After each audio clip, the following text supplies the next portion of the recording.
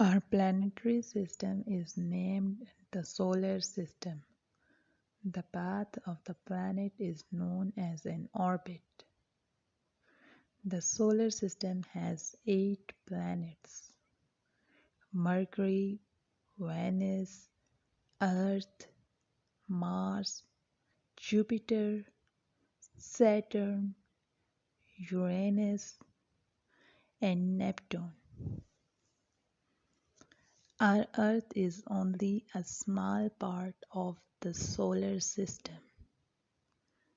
It is the only planet on which life exists. Jupiter is the biggest planet among all of them. Mercury is closest to the Sun. Neptune is the farthest.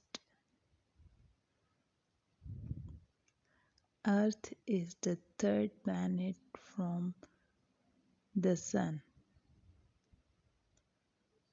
Sun is the center of solar system. Its gravity holds the solar system together. The galaxy in which our solar system lies is known as the Milky Way.